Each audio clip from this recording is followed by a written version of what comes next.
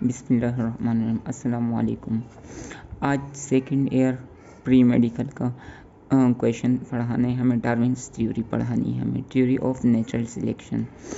ठीक है, तो डार्विन कौन था जिसने ये theory of natural selection propose की? कब प्रोपोज की? तो आज हम इसकी थ्योरी पढ़ेंगे। सबसे पहले इसका इंट्रोडक्शन पढ़ते हैं। चार्ल्स डार्विन एक इंग्लिश बायोलॉजिस्ट था। वो डार्विन एक बेसिकली बॉटनिस्ट था, लेकिन उन्होंने ये theory of natural selection zoology में प्रपोज की है। ये थ्योरी उन्होंने अपने डीप स्टडीज़, तकरीबन 20 साल की स्टडीज़ और एक्सपेरिमेंट के बाद प्रपोज की, जो कि उन्होंने बहुत लंबा सफ़र किया। 20 साल तक एक आइलैंड पर रहे, वहाँ पर उन्होंने प्लांट्स पर रिसर्च की। उसके बाद बहुत ज़्यादा स्टडीज़ की और फिर उसके बाद सबसे आखिर में उन्होंने ये थ्योरी प्रपोज की है। इस थ्योरी में डार्विन ने 5 पॉइंट्स बताए हैं। इसमें सबसे पहला पॉइंट है ओवर पॉपुलेशन का, second struggle for existence, number 3 variation and heredity, number 4 natural selection and survival of fittest, number 5 origin of new species. Over population क्या है? सबसे पहले ओवर पॉपुलेशन जानते हैं कि ओवर पॉपुलेशन क्या है। ओवर पॉपुलेशन ये है कि लिविंग ऑर्गेनिज्म जो कि फर्टाइल हैं, वो बहुत ही तेज़ी से अपना रिप्रोडक्टिव सिस्टम आगे बढ़ा सकते हैं, अपनी न्यू जनरेशन को आगे पैदा कर सकते हैं और बढ़ा सकते हैं। जैसे कि इसमें कुछ एग्जांपल्स दी गई हैं। फर्स्ट एग्जांपल है कॉड फिश की। कॉड फिश जो कि 5 से 7 मिलियन तक एक सीज़न में दे सकती हैं।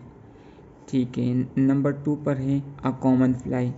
कॉमन फ्लाई एक मक्खी जो कि 6 बार समर के सीज़न में 6 बार अंडे दे सकती है। एक सीज़न में वो 6 बार अंडे दे सकती है और एक बार में वो तकरीबन 120 अंडे तक दे सकती है। ठीक है, नंबर 3 पे इन्होंने एग्जांपल दी है स्टार फिश की, जो कि एक बहुत ही तेज़ रिप्रोडक्टिव सिस्टम वाले है और लिविंग ऑर्गेनिज्म है, जो कि 1 मिलियन तक एक दे सकते हैं एक साल में।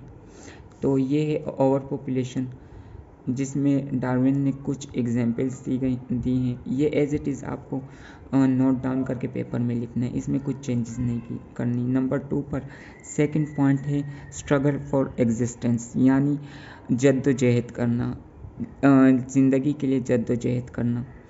Because of limited food, space and other necessities of life, there is a severe competition among the individual for survival. The struggle for existence is of 3 types. महदूद फूड, स्पेस और दीगर ज़रूरियात जैसे कि ऑक्सीजन का होना या फूड वगैरह का बहुत लिमिटेड होने की वजह से एक सीवियर कंपटीशन है लिविंग ऑर्गेनिजम्स के दरमियान, जो कि एक ख़ास स्पीशीज़ के आपस में भी हो सकता है, डिफरेंट के भी आपस में हो सकता है। तो ये इस कंपटीशन के बारे में सेकंड पॉइंट में यही बयान किया गया है, जो कि 3 टाइप्स के हैं। ठीक है, पहला स्ट्रगल है इंट्रा स्पेसिफिक स्ट्रगल, जो कि सेम स्पीशीज़ के आपस में है। जैसे कि अगर सेम स्पीशीज़ को लिया जाए, समंदर में अगर सेम स्पीशीज़ मछलियाँ हैं, अगर एक समंदर में बहुत ज़्यादा मछलियाँ हो जाती हैं तो उनके आपस में स्ट्रगल होती है, और जो इनमें सबसे फिटेस्ट होती है, जैसे कि शार्क मछली, वो कॉड फिश को खा सकती है, तो वो उन कॉड फिश को खाकर अपनी बेसिक ज़रूरियात जैसे कि फूड और स्पेस को कवर कर सकती है।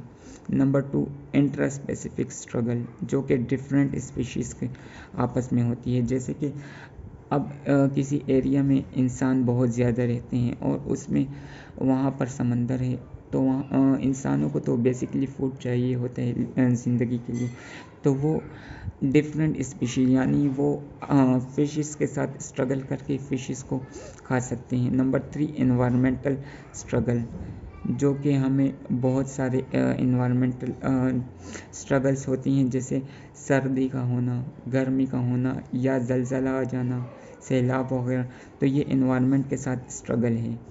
थर्ड पॉइंट है वेरिएशन एंड हेरिडिटी, यानी कि एक जनरेशन से खूबियाँ या खामियाँ दूसरी जनरेशन में ट्रांसफ़र होना। इसमें डार्विन ने कहा है कि no two individual are alike in a specific in a species and have a minor